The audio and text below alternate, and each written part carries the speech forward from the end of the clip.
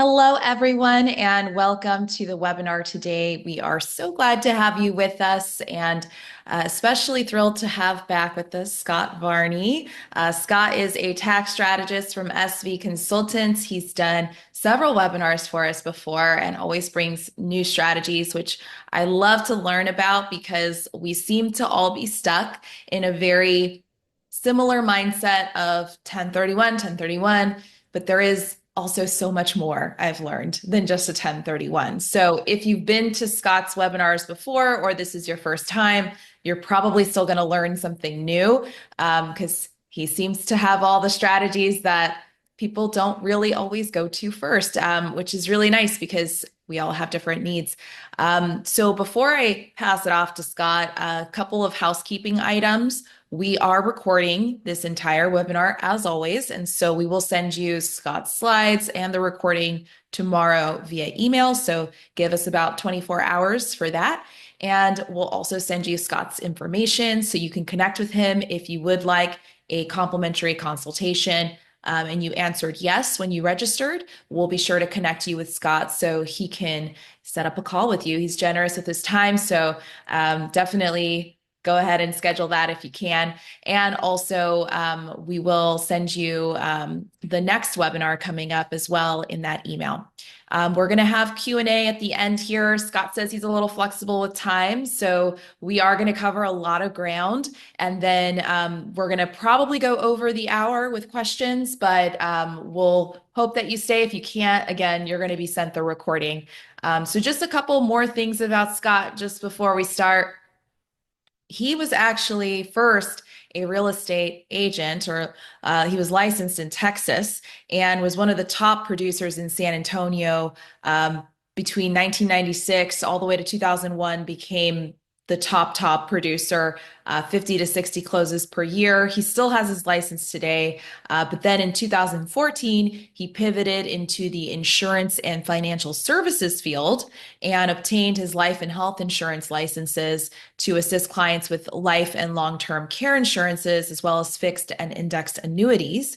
And then while in that business, he gained experience on capital gains tax strategy. And that's when in 2017, he was exploring and began to explore all of the different possibilities on tax strategy. Since then, he's continued to add and implement many other tax strategies and focuses on assisting clients in seeking out those solutions that help with their tax concerns. So all that to say, Scott knows what he's talking about. So we're going to pass it along to Scott to get started and lead us through this presentation. Lots of stuff here, so I'll go ahead and share my screen. Thank you for the wonderful introduction and the opportunity. And there we go. So I'll tell you, I've been doing stuff with AAOA since the COVID year, 2020, and it has been a great organization to work with. So I'm always excited to have opportunity to present, and I got a chance to meet many people at the conference that they or convention, depending on what they call it, back in the fall of 2024, and so it was a real joy to be down there as well and meet a lot of people in person. So I'm going to go ahead and start. So, for those of you that joined for the yoga class, I'm sorry to disappoint. We don't do that here. All right, she's already done an introduction.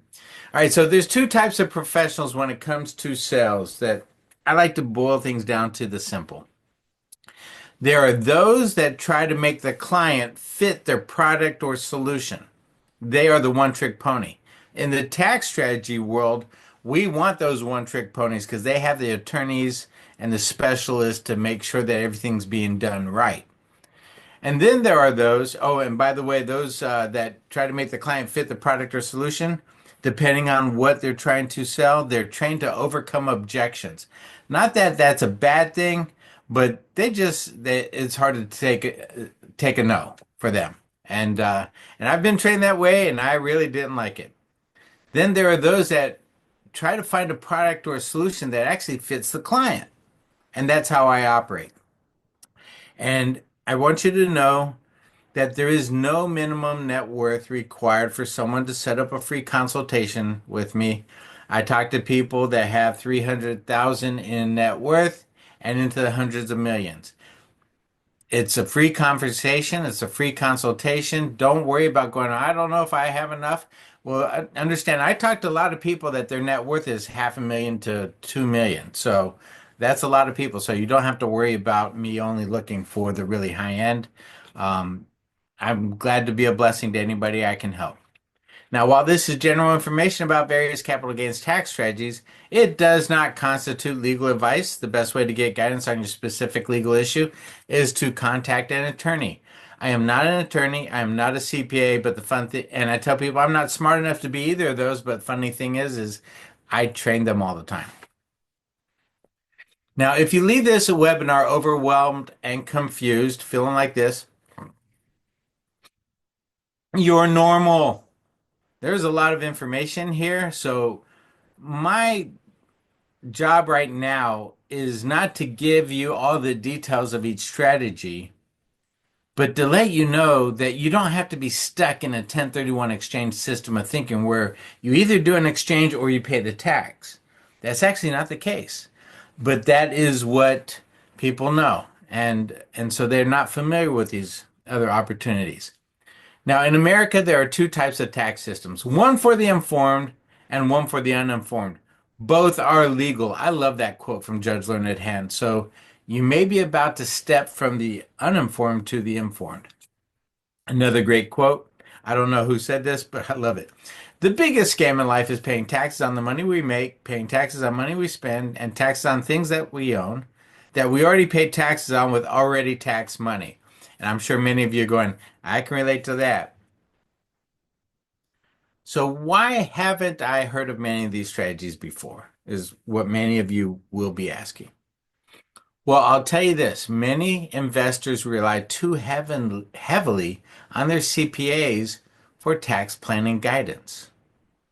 Now, I'm not trying to diss CPAs. CPAs, a lot of wonderful people. I've used my CPA for 26 years. I love him. I want to retire him. He's 79 years old. I also have another tax team that does some tax planning stuff for me. But many, if not most CPAs, are really good plug and play compliance officers, but not experienced tax planners. So they are going to take your information, put it into the system, and you will file your taxes. They'll give you some basic vanilla ideas and advice, start an S corp or put money into, SEP, IRA, whatever it is, the very basics. But they are not trained to go beyond that for tax planning, and many of them don't want to go beyond that. So just be aware that that's a problem. So there's a difference between tax planners and tax preparers. Tax planners are going to do that work and they're going to give you that tax planning advice, but they're going to charge you 2,500 per month or per quarter or more for that tax planning. So everybody wants the tax planner, but at CPA tax preparer prices, and it doesn't work that way. Capital gains tax rates. Right now, they're at 0, 15, and 20%, and that's always subject to change at any time. Understand this about capital gains tax brackets. See, in ordinary income tax brackets, you're going to pay some in the 10%, and as you progress in income, as your income is higher, you're going to pay a portion in different brackets. So it's not all, let's say you hit the 24% bracket, not all of it's at 24% because you're going to have a proportionate amount in each bracket stepping up. In capital gains, once you hit the 20% bracket, all of it's taxed at 20%. I get people that call me and say, well, I don't have to pay taxes on this first part of it. Let's say because they're married, the first $96,700, I don't have to pay capital gains on them. And I have to say, I'm sorry, you're paying 20% on that part too. The other thing that a lot of people don't understand is that right now, if you're married, filing jointly, you have to have $650 to break into the 20% bracket. if somebody sells a property that has $450,000 of capital gains, they may think, well, I'm in the 15% bracket because I did not hit that $650 threshold. Well, the way the IRS works is they take your capital gains plus your income. So if your income in that year is 200,000 plus 450,000 in capital gains, you have $650,000 total, and that $650,000 you've exceeded that threshold. You're in the 20% bracket. So they take your income as well, your ordinary income, and combine it to see if you hit that bracket. You also have the net investment income tax that we call that Obamacare, 3.8%. And then you have state capital gains taxes. I live here in California where the coastal areas pay what we call a weather tax because we love the weather. So I'm in San Jose, Silicon Valley area, um, looking to move to Redding where you don't pay a weather tax there because it hits 120 degrees. And then you have depreciation recapture. So a lot of people are in shock when they find out that all the years of depreciation, if they sell and cash out, they have to pay 25% of that back. And then here's another shocker. You have a property worth $800,000. You paid $200,000 for it. You took out a loan against the property for $500,000. So that's 300,000 above what you originally paid for it. And you do not use that for improvements on that property. Let's say you buy other properties or pay college education, whatever it is. When you go to sell, you're going to have what's called a debt over basis tax. So any debt that you have that's higher than your cost basis that was not used for the improvements on that house, you have to pay tax on that as well. So just be aware of that. That's the big shocker. Now, tax law, per an attorney that I talked to who helped the IRS, he was in discussions with the IRS in the 80s to help come up with the 1031 exchange rules. He said tax law is the only law that does not require constitutional due process. In other words, new tax laws can be made retroactive. So if in November they decide to raise the capital gains tax rates, they can make it retroactive to January. So if you think you're going to be in the 20% bracket and they raise it to 28%, there is a shock that will be coming. They are not proposing to raise the tax brackets at this time, but just be aware of that. They could technically go back to when those proposals were made and be retro to there. So just be aware of that. All right. Some of these strategies I'm going to go over. Timing is really important. Some of them, based on timing, could actually be really bad strategies only because of the timing. What do I mean by that? Right now, the top tax bracket is 20%, the next bracket down is 15%. Many people will do owner carry to spread out the income from the sale, hoping to get into a lower tax bracket. So they go from 20% bracket, excuse me, down to 15%. And in some cases, we've helped somebody get down to 0%.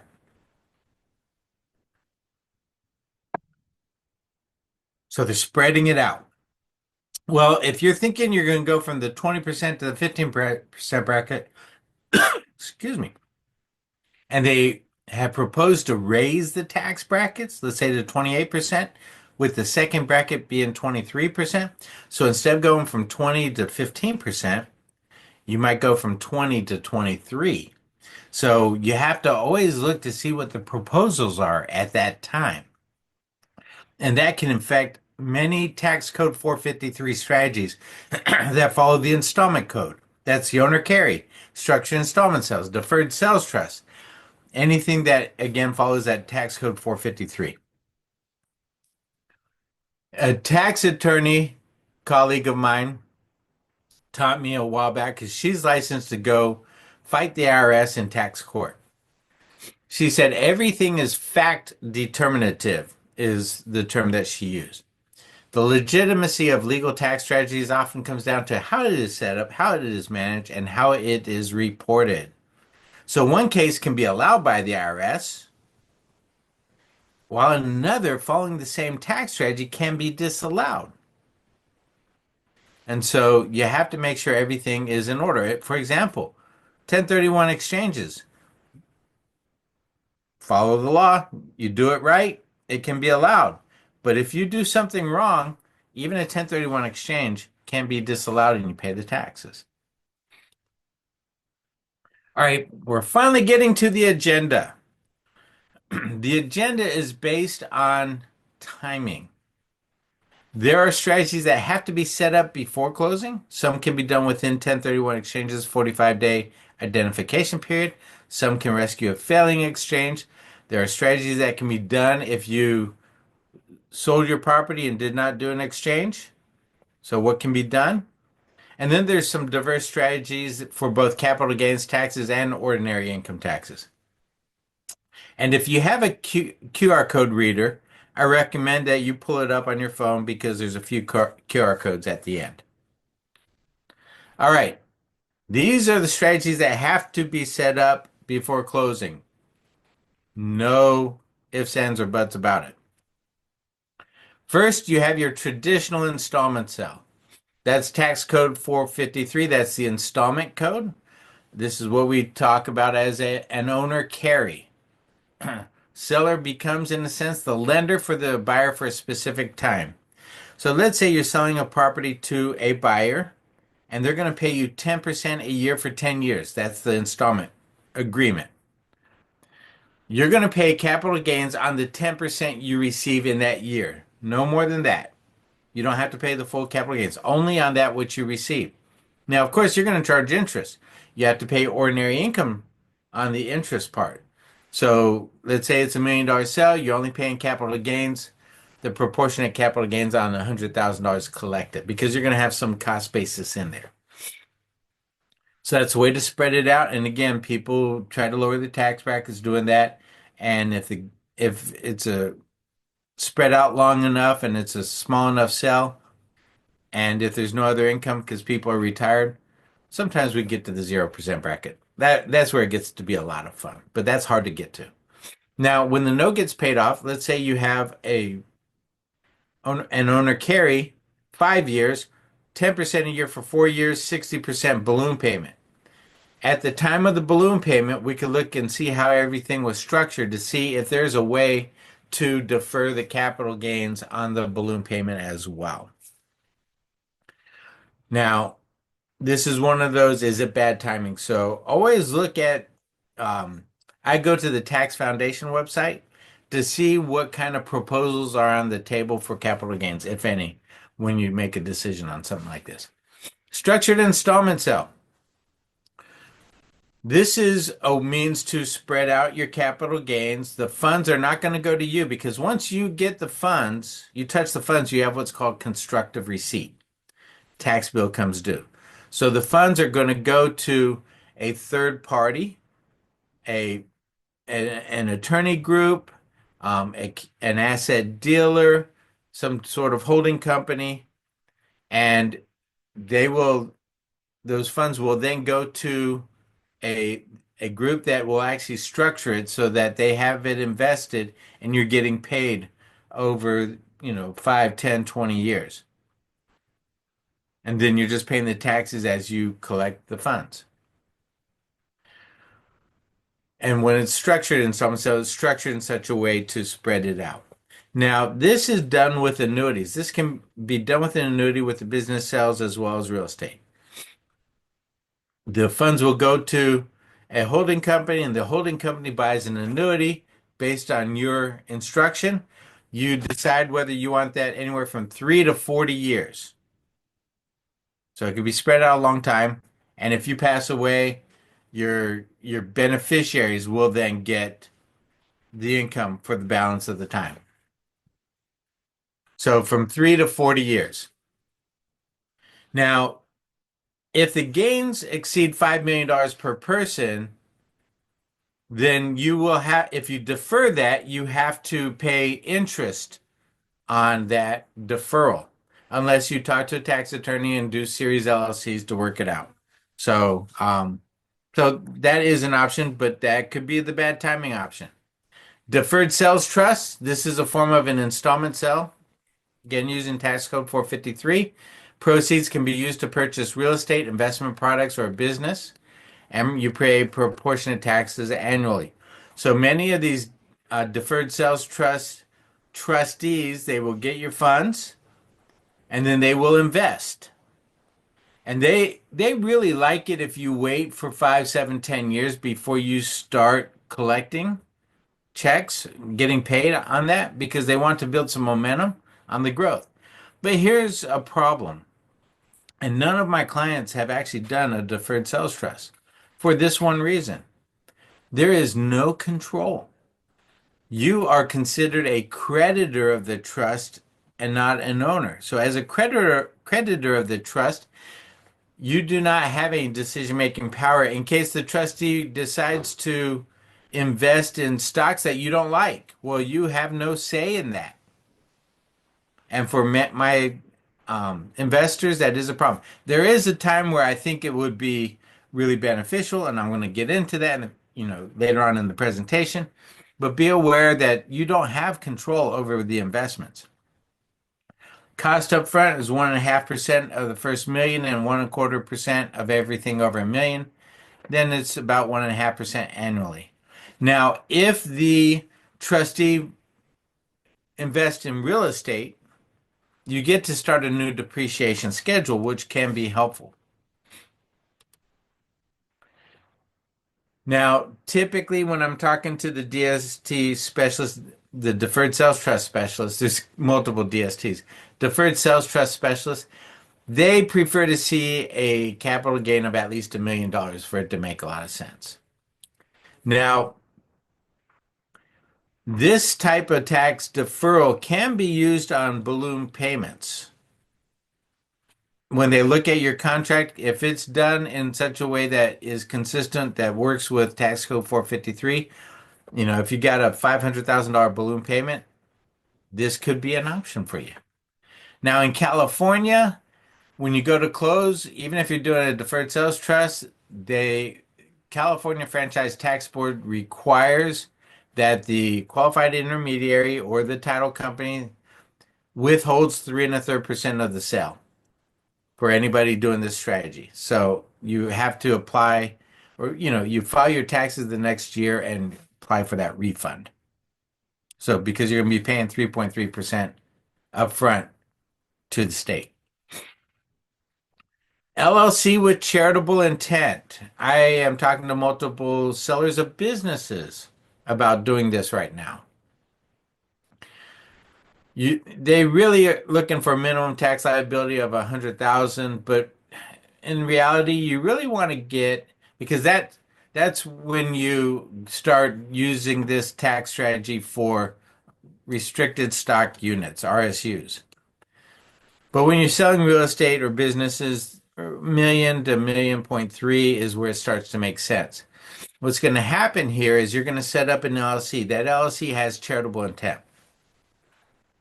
You're going to donate your asset to that LLC. You're going to get a tax deduction for that year. And whatever you can't use in that year can be carried forward up to 5 years. Now, the funds are in this LLC. If it's $1 million that's donated, eventually $1 million has to go to charity within 90 years.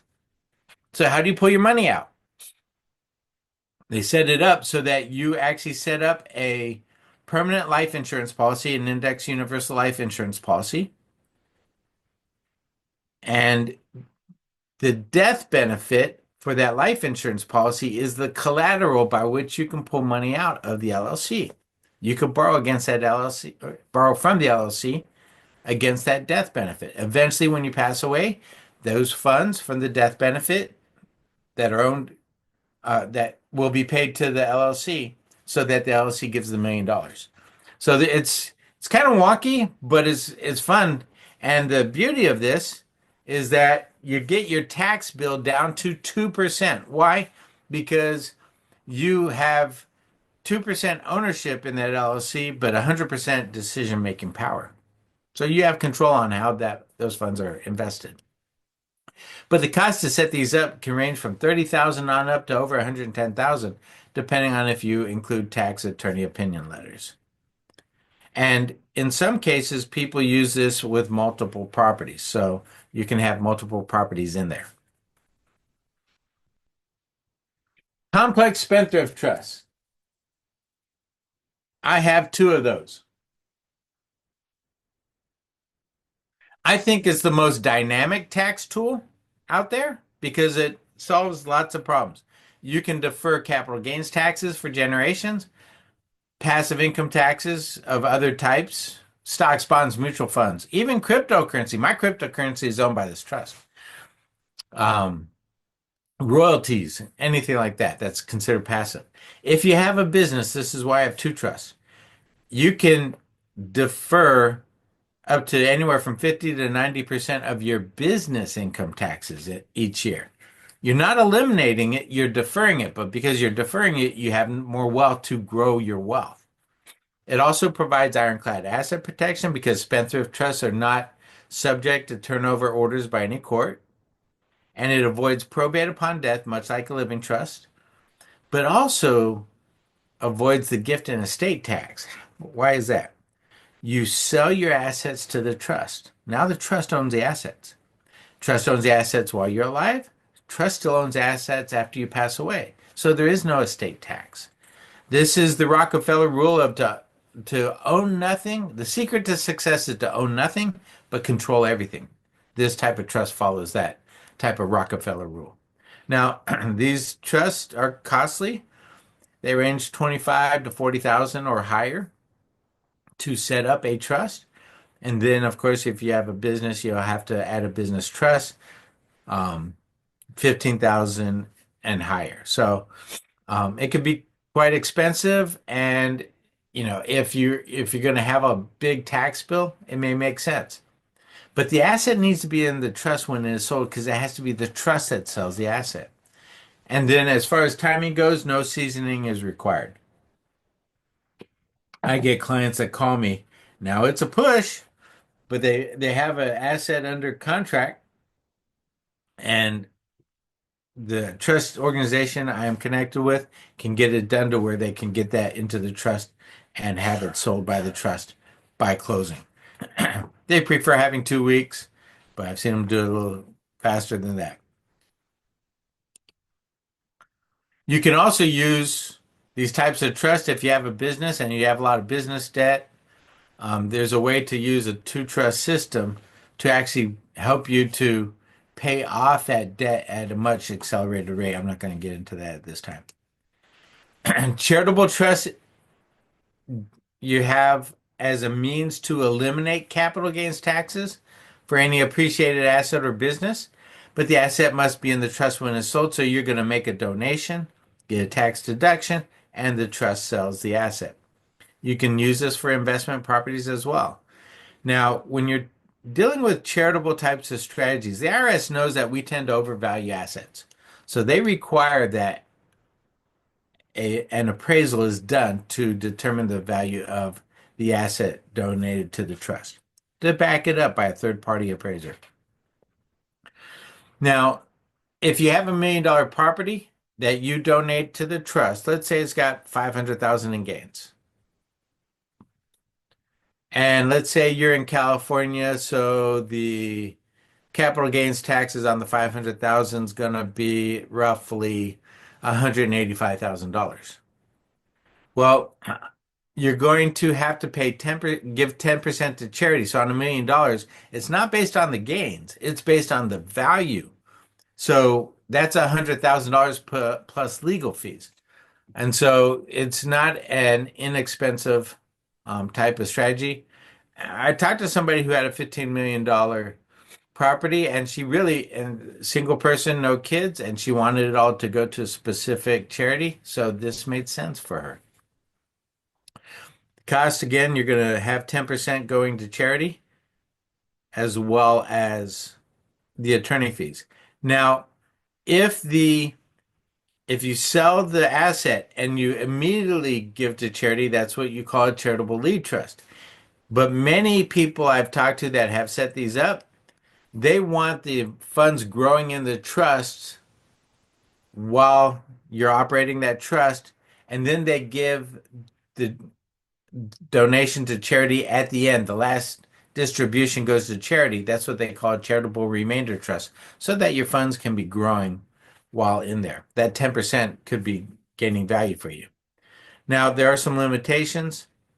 You have to wait a year to get your funds, any distributions, and those distributions range from 2 to 20 years, so 5 to 50% annually.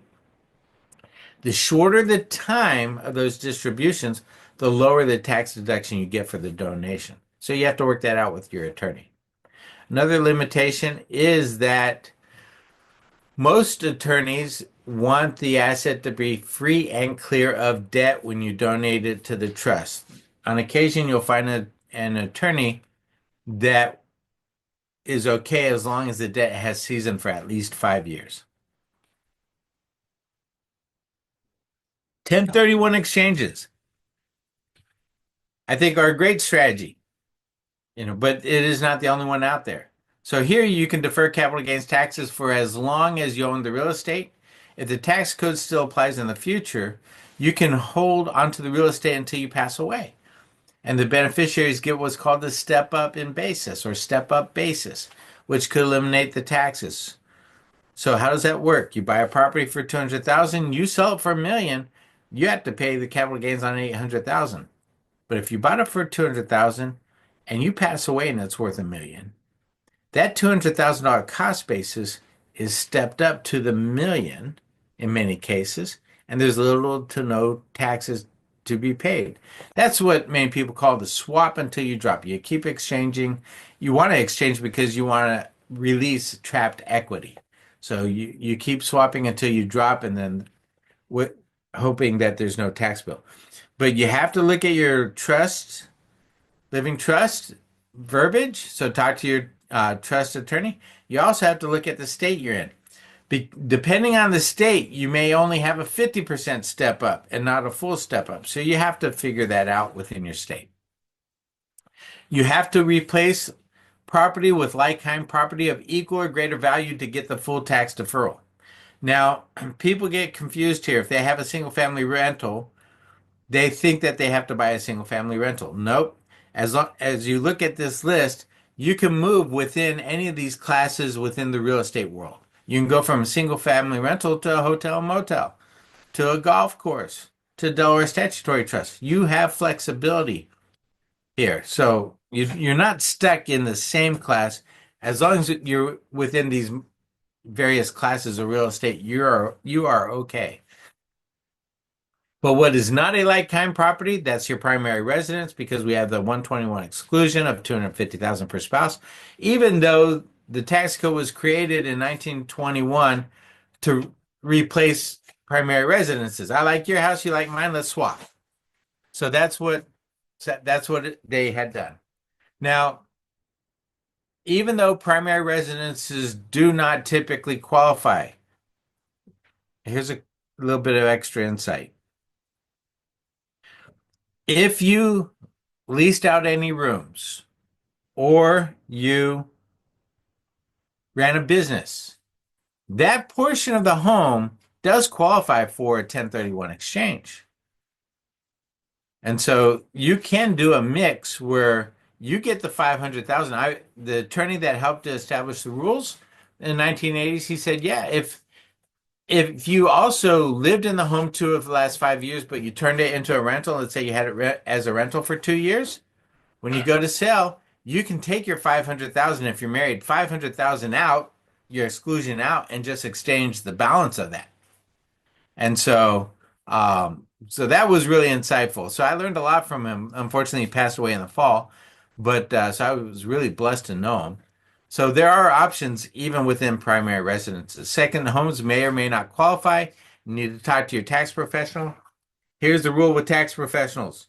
You ask 5 of them the same question, you get 7 answers. I don't. So I always say go back to your tax professional because they need to have reasonable reasonable defense for what they are advising you on. And the reason that they don't all agree is because the IRS doesn't even agree with itself from agent to agent to agent. And then regional offices either. Real estate flips do not qualify, real estate developments do not qualify, but that complex spendthrift trust can really help to defer up to 90% of those uh, taxes. Real estate investment trusts are typically membership interest in a trust and not exchangeable. If the REIT is actually a particular property, it would work, but you typically don't exchange into REITs with 1031 exchanges. Now, the investor has to replace debt with equal or greater debt. This is often a shocker. People think that they can just take the cash and invest that into another property and after paying off the debt and not worry about the debt. But the debt owed on the relinquished property, say 300,000, has to be the same amount of debt on the newly acquired property. Otherwise, you have what's called mortgage boot, and you have to pay proportionate amount of taxes. The one workaround with that is if you have $300,000 that you cash, you can replace that debt with yourself, then that works because you still meet the equal or greater requirement of 1031s. Now, there's other rules. You have 45 days to identify a property, 180 days to close. With these rules, depending on market conditions, you might see 40 to 60% of the exchanges failing.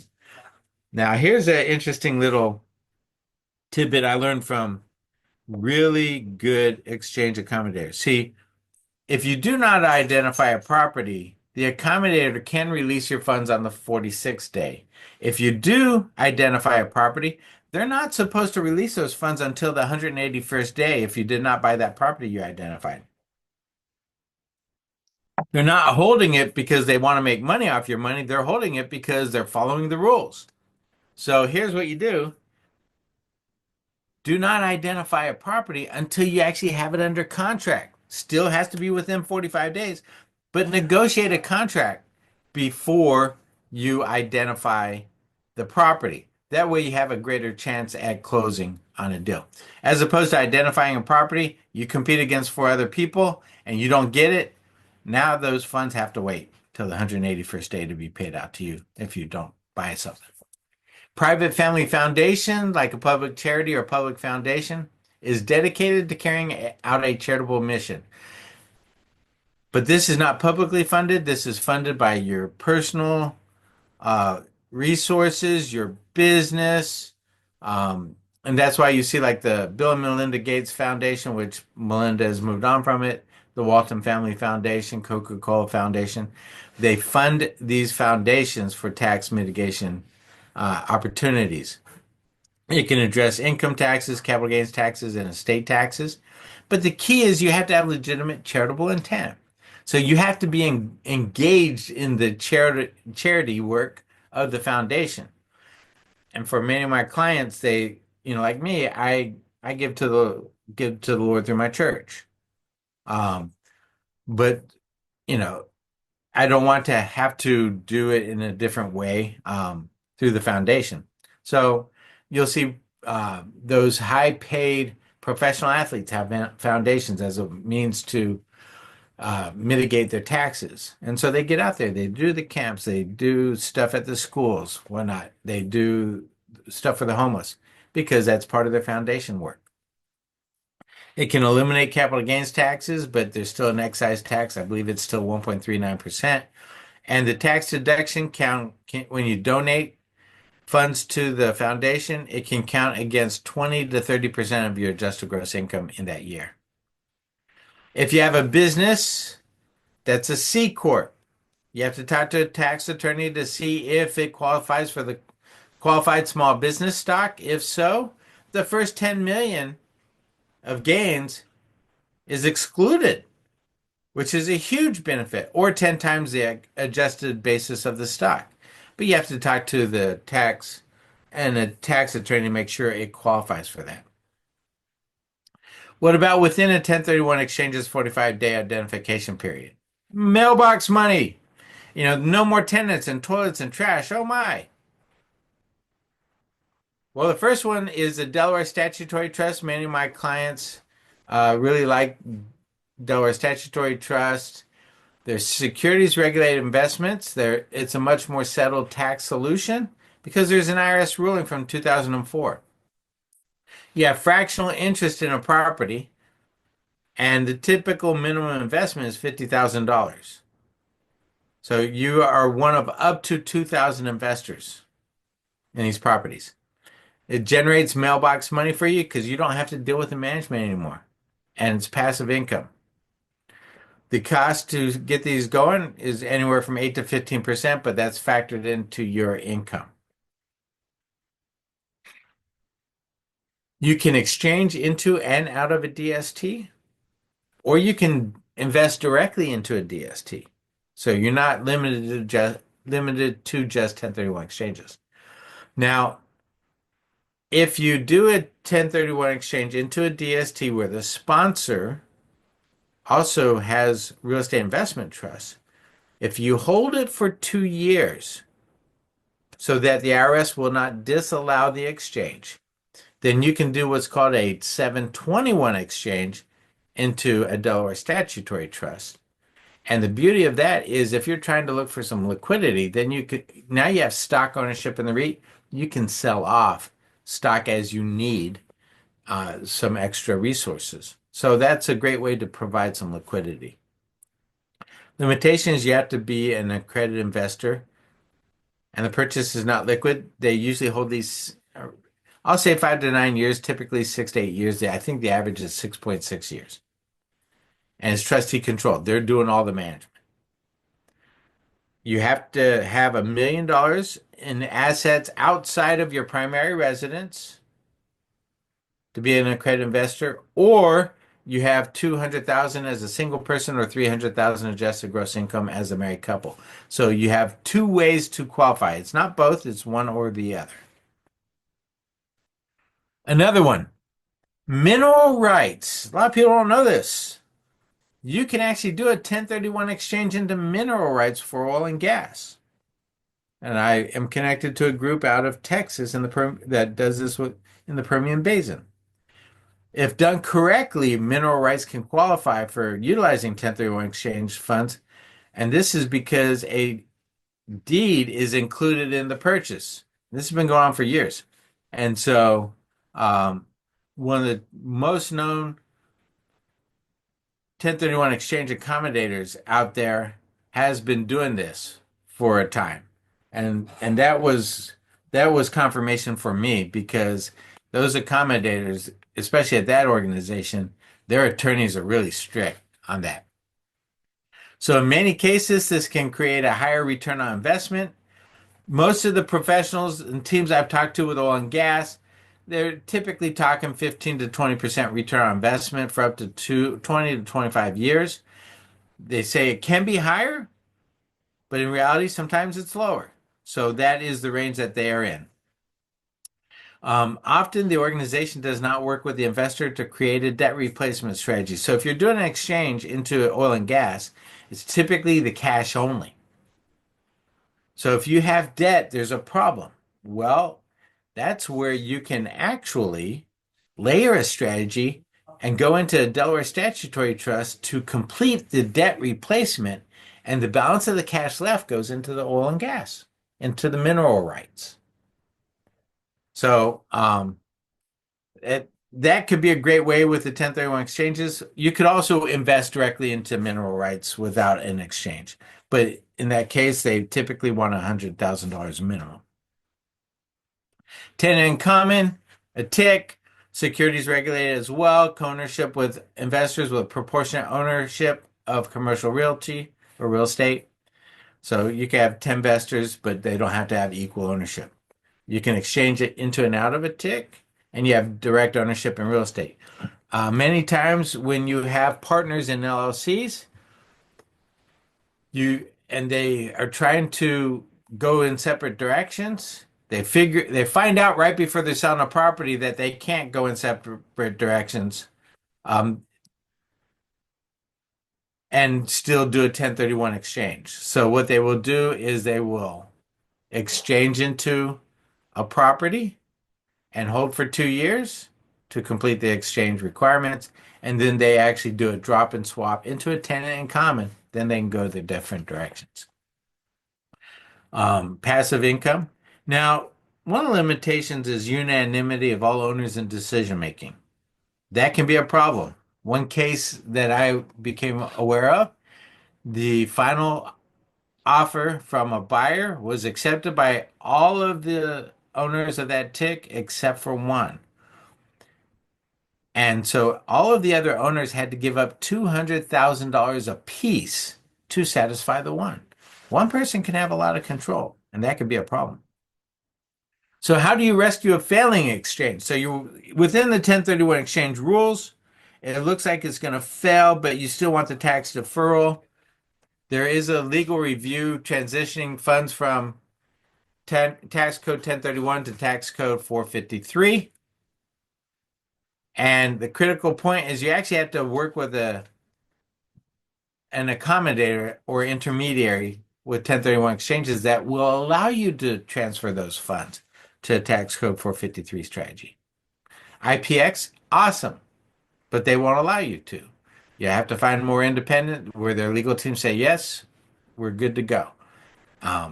So great exchange companies out there won't do it, and great exchange companies out there will. So I've found with the Federation of Exchange Accommodators, even the presidents, one president to the next, some say yes, some say no. It's a mixed bag. Structured installment sales can be utilized to rescue a failing exchange. Already talked about that. Same thing with deferred sales trust. This is where it might be really valuable to use this strategy. But the key is you got to set it up with an accommodator or intermediary that will cooperate with these options. And then you look for your properties. Maybe you look at DSTs, the Delaware Statutory Trust, and if you don't find anything that works, then you can rescue. You still have to identify a property, but then you can rescue it.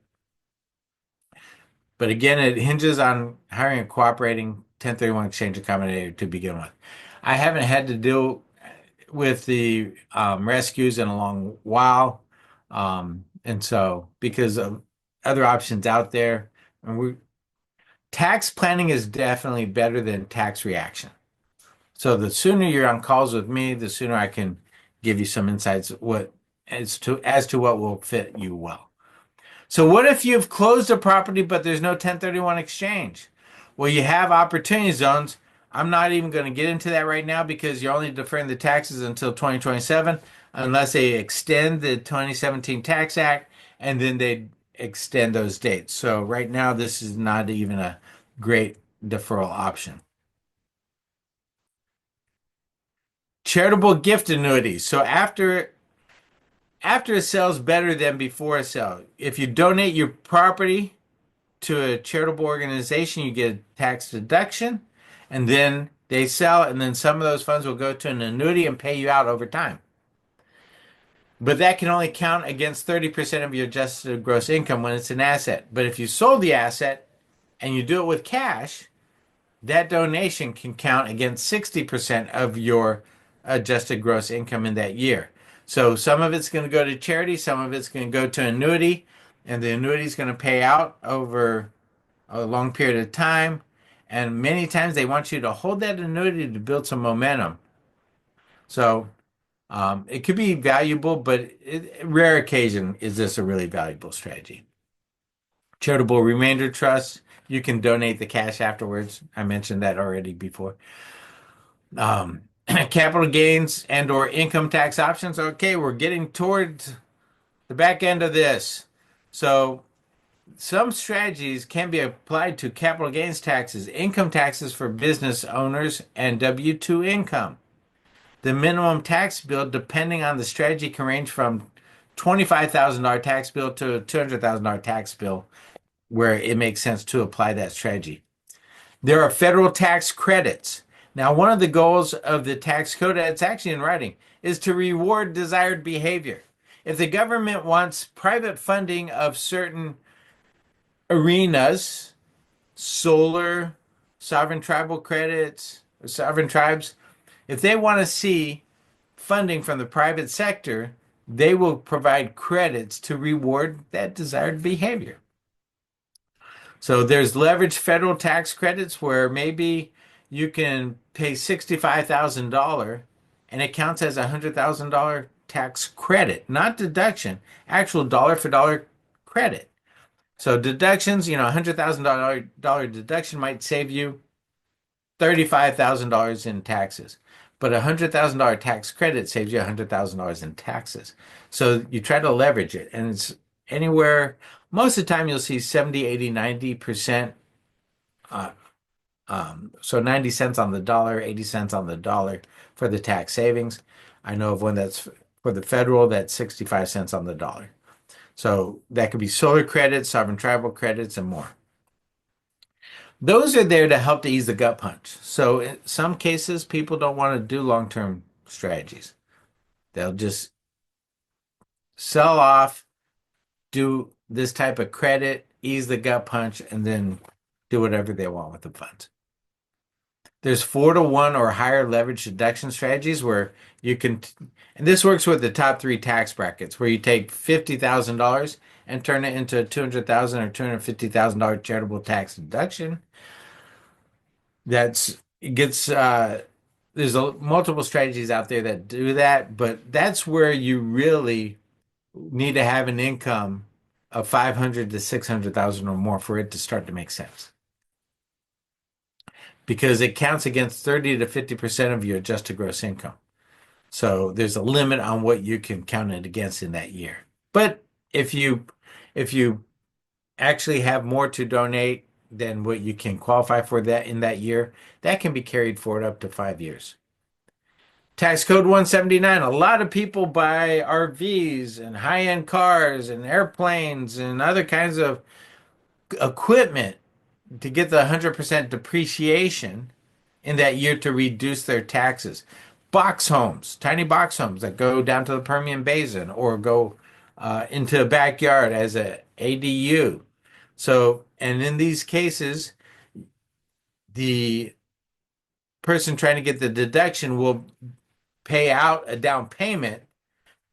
So maybe they're paying down 25% on the asset, but they get to deduct the full 100% of the asset value in that year. So that's how they save some money. Cost segregation is a form of accelerated depreciation. It applies to the structure only. And so basically, you have subcomponents of your asset that are not going to last for 27 and a half or 39 years, depending on your asset class. And so you can actually accelerate the depreciation on those assets. So that will help to lower your income taxes in that year, which remember, you have a combination of income plus capital gains puts you in a bracket. So this could lower your income taxes so that maybe you're in a lower bracket. You have federal tax credits for research and development. So those of you watching the video here, you can pause the video and look at all these. So if you're developing software or products, you're doing manufacturing, you can actually apply for R&D tax credits. And so I have a link that you can go to work with an organization with that, with ADP. There's a non-tax tax strategy. So in some cases, if people want to keep it simple, they might apply a tax credit. And then they take some money, they call their financial professional, and they get an annuity that has a signing bonus, a one-day signing bonus ranging from 10 to 45%, depending on the markets. And so $100,000 could become $110,000 to $145,000 in one day. So when you take a step back, if you've done some tax credits and you've done a bonus annuity, your estate does not look like it took as much of a hit. Now that bonus only counts for lifetime income. So talk to your financial professional on that. So maybe a way to help to ease that gut punch without using, using a strategy outside of the tax strategies with that annuity. Now, how do you pick a strategy? Numbers, goals, and personality. The numbers have got to fit. If it's a $100,000 tax bill and $85,000 to do the strategy, it doesn't make sense. So we look at the numbers. We look at your goals.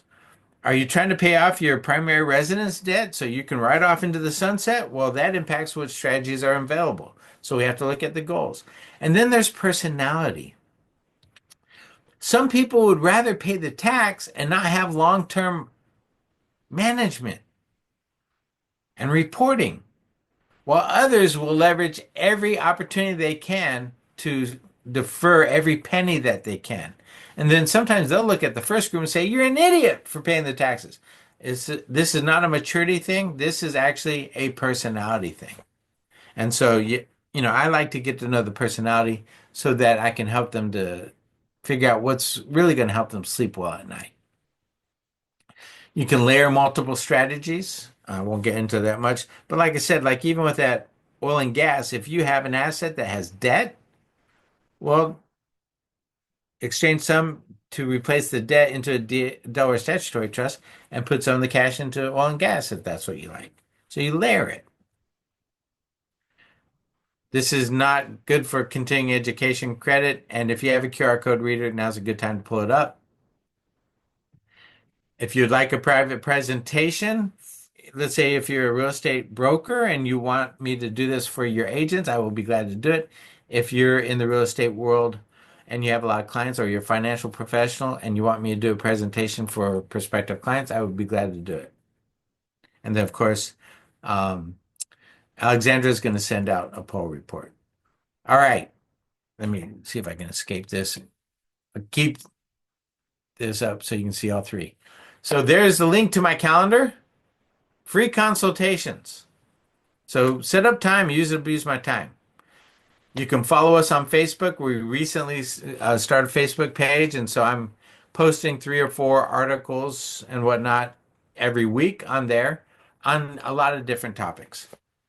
And then there's my education platform.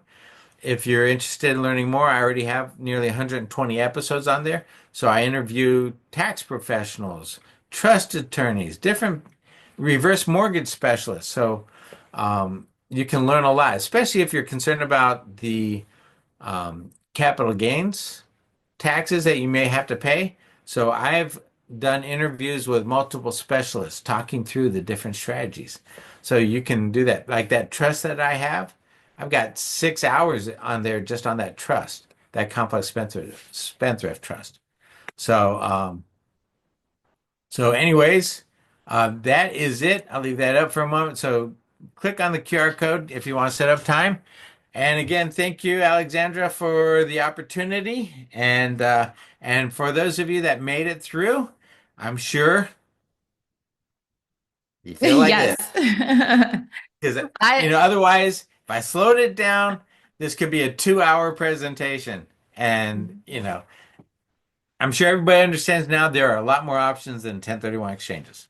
Yes, I love it. And I love that you're so transparent with each of the options and it doesn't feel like you're pushing anyone to do any specific option, right? So I put up a poll question. I know there's the QR code, which is great. You can schedule that now. You can also say yes to the poll. If you say yes to this poll, what I'm going to do after this webinar is send Scott your email. We have it because that's what you registered with, so that he could contact you that way, or you could do the QR code calendar link. Either way, we'll get you over to Scott. So now let's get to questions. So Alan asked a question pretty early on in the webinar. I think you've sort of you've pretty much answered it, but I want to bring it up again because I think it's important. If we have a 1031 that is almost at 180 days and we have not identified a replacement property, is a Delaware statutory trust a good place to park money temporarily while we look for a replacement property? So if you're near to the 180 days, it's already too late to identify. You had to identify in the 45th day.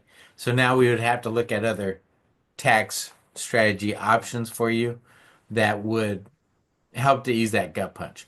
What you could talk to your tax professional to see if they are good with doing an opportunity zone, but again, we're 2 years away from those taxes being due, so it might not make sense. But yeah, we'd have to look at other options. Okay, that's Scott's a great place to get started with that. Jim also asking installment sale and the owner dies, will the heirs get stepped up basis? No, because the property has already sold. Okay, fair enough. Just a comment from Rennie, deferred sales trust and Delaware statutory trust both use DST. So confusing. I agree. Um, Craig asking, can you go from single family to vacant land on a 1031 exchange? Absolutely. Great. Will we receive a replay? Yes, I'm sending everyone the recording, the slides, Scott's info tomorrow, so y'all will have access to that. Another question here. Stella, does this work with foreign nationals? She asked this about a minute ago, so I'm not sure what strategy she's referring to, but maybe you can give some clarification on that. So foreign nationals that are doing business in the United States, if they have rental properties, they can use 1031 exchange and many of the tax codes, um, as long as they have business going on. So the issue is you can't use many of these strategies for properties in other countries. And you Hmm, can't exchange from, say, India to the United States. So it has to be domestic. that makes sense. Yeah, but I will Also, jump in and say yeah. if you have these complex trusts, those complex trusts can buy assets anywhere in the world. Oh, interesting. I And didn't it know that. bypass, you don't have to worry about 1031 exchanges. Nice. Murdoch asking, if you do a 1031 exchange into a rental property when you die, does your heirs get a stepped up basis even if your child is the renter? If you if you did an exchange into a property and your child is there, be aware of this. They have to be paying market rents Mm, for you to have not have an issue of that being disallowed. But yes, in inheriting, they whatever they inherit, as long as that rule applies, there's step up basis. yeah, no family discount in that case. Jan saying, would any of these strategies work for funds in a traditional IRA? No, because you have what's called partnership with the government. Now, if you pull, well, actually, if you pull funds out and have a big tax bill, then we look at some tax credits to ease the gut punch. Hi. Ari asking, does it matter what state the new property is in for a 1031 exchange? And does interstate purchase complicate things? No, not at all. Okay, good to know. Barbara, yeah, there's some good opportunities out of state, and a 1031 exchange could be a good way to get out of your state if you're not happy with where you Well, are. yeah, California investors have moved a lot of I their wasn't investment gonna monies. say Yeah, California, but I can say this because I deal with this all the time. California investors, many of them have moved their investments to Tennessee, Texas, Florida, South Carolina, Nevada. So that's a common thing. There's no love problem. that. Barbara, sounds like the best option for a property valued around 800,000 being sold might be the installment sales approach. It depends on your needs and goals, and that's where an appointment actually works best. So, Okay, great. Joy, if you ladybird deed a rental property to heirs at your death, does the step-up basis apply? Ladybird deed. yeah, I've heard of Kind of, I those. haven't heard of that. So you, one of the problems that I'm finding, and this may apply here, a lot of, especially here in Silicon Valley, we have second, third generation immigrants here. And what they will do is they will actually put their kids on the deed of a property while they're still alive. And when they do that, they are giving that to the kid at the original basis. There is no step up basis on their part of the ownership. Hmm. So the only way they get the step up basis is if they're not in ownership, or they only get step up on, let's say in some cases, it's a kid and the adult child and mom and dad, but they have a 50-50 ownership. Well, they only get step up basis on the 50% of the parents, Mm. and they have to pay taxes as if they bought it at the original basis.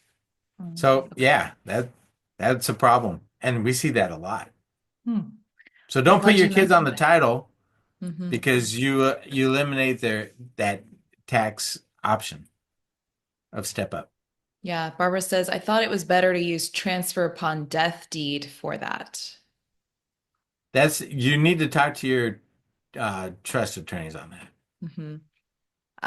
Ritesh, what aspects need to be mentioned in your living trust to ensure that the 1031 exchange allows a future step up in basis?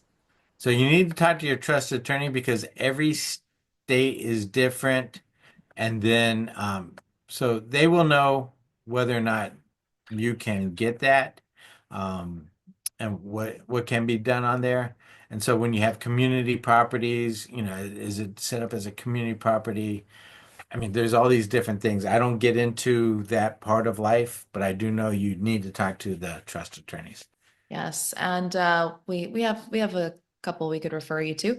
Winnie asking, rental house was sold and closed in early January of 2025. The capital gain is around 300,000. We don't qualify for a 1031 exchange. We are retired. We have about $40,000 annual income. Is there any strategy to reduce the capital gain tax? And when did it close? January of 2025, a few months ago. And if they did not set up a 1031 exchange, we can look at some tax credits. To, Okay. you know, Soften the so for blow. example, Hmm. solar credits, depending on the tax bill, you pay into the solar project and you'll get some tax deductions. And then over the next, say, 7, 8 years, you're going to get 50% of that money back. So it saves you on the tax bill and you get about half of that back. So it works out to strengthen your estate over time. So we can look at that to see what makes sense when we get the real numbers. Great. Um, Also, so Winnie, definitely schedule something with Scott if you haven't already. Also, Joy asking, well, this is for a specific 1031. They want to know if they're a cooperative, as you mentioned, with some of these strategies. But I think the best way to do that would be to ask them, right? The exchange provider, if they Yes. are. Also, Michael, what is the average cost to do a DST? He just put DST, so I'm not sure if it's Delaware Statutory Trust or Deferred Sales Trust. Maybe you could go over both. So when you talk to the DST specialists, they have because they're federally regulated and there's all kinds of disclosures, there's a range in cost. What most people tend to look at is what is the cap rate? What is my income going to be? So, but the cost could range from 8 to 15%. Yeah, and they charge those fees really as uh, for the management of the property and then the brokerage kind of fees too. John Antman, when selling two income properties, can you merge the proceeds from both sales into one 1031 for a larger property? Yes. You can do it in both directions. So I had a friend of mine sell in California, one property, bought 14 in Kansas City. And then eventually he sold those 14 all at the same time and bought a big commercial in Vegas. Nice. Howard asking, what is the IRS audit rate for 1031 exchanges versus a regular business tax return? I don't know what the rate is, but for a long time, exchanges did not have a lot of, um, did not create a lot of audits. But the problem is that people trigger audits with other things and then they find things, like Hmm. in the 1031 exchange space. But in the circles I've talked to, they're saying that they're starting to see more audits in the 1031 space. And so thing here is that if you do an exchange, hold that for at least 2 years. And that's not even a written rule. And so some of these rules that the IRS applies is not even written in the tax code.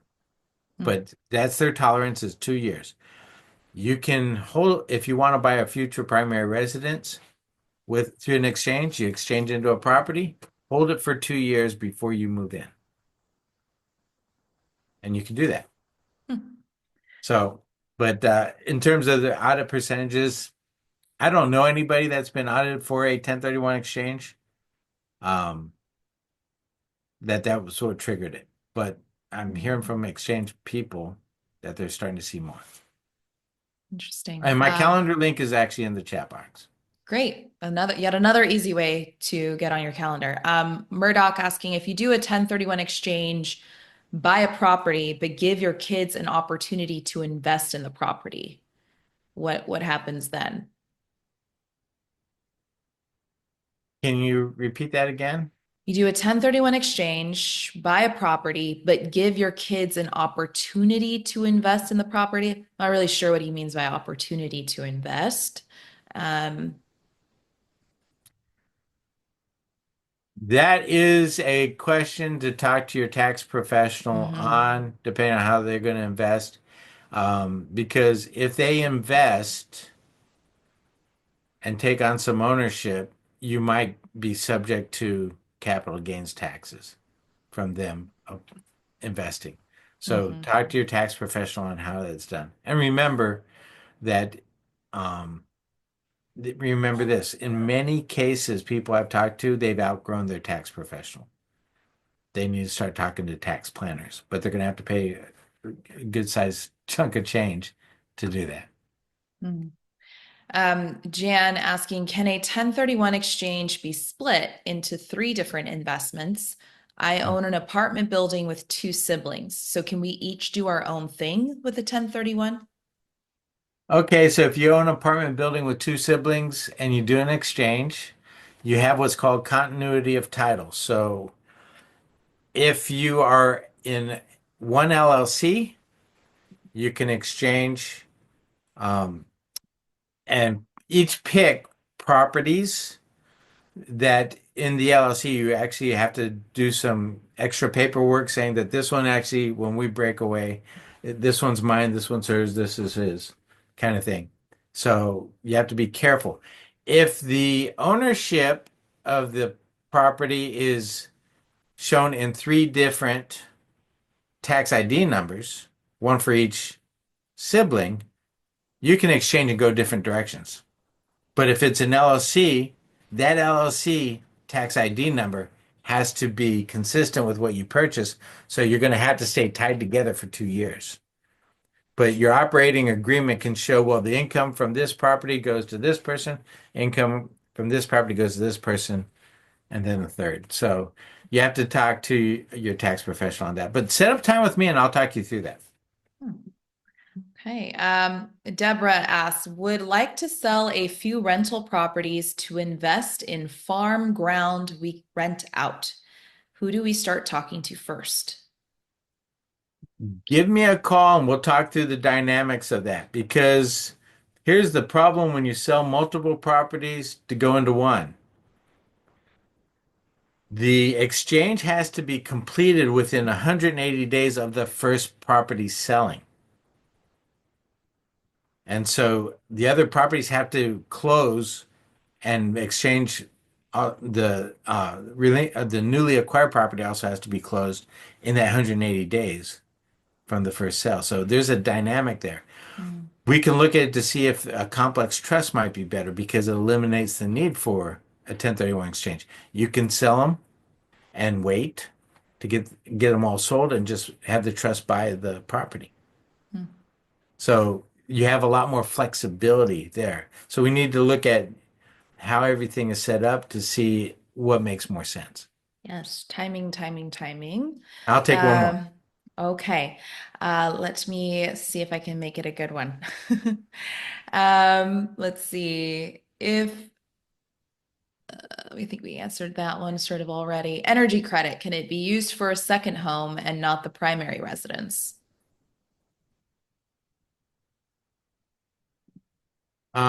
The the tax credits. Tax credits can work with most of your types of tax bills. Great. So if you're selling a second home and it does not qualify for an exchange, absolutely. Okay. And and if you have multiple other investment properties, then complex trust might make sense, and because it would cover all of those properties. Love that. Okay, we'll end it there. Scott, thanks for your time and all of your expertise. Everyone, we are sending you the recording tomorrow, the slides, Scott's info. If you said yes in any shape or form that you want a consult from Scott, he's going to get back to you shortly after this. So thank you all for sticking around, and we'll be in touch. I hope to see you at our next webinar next week. It's emotional support animals. So always a good one to have if you are still actively managing your rental, or even if you have a property manager, invite them to it. I'll put the invite in that follow-up email as well. So again, thank you so much, Scott. Oh, you're welcome. Enjoyed Yeah, it. this was I great. hope everybody has As a great rest usual. of your week. Yeah, everyone, take care. Bye.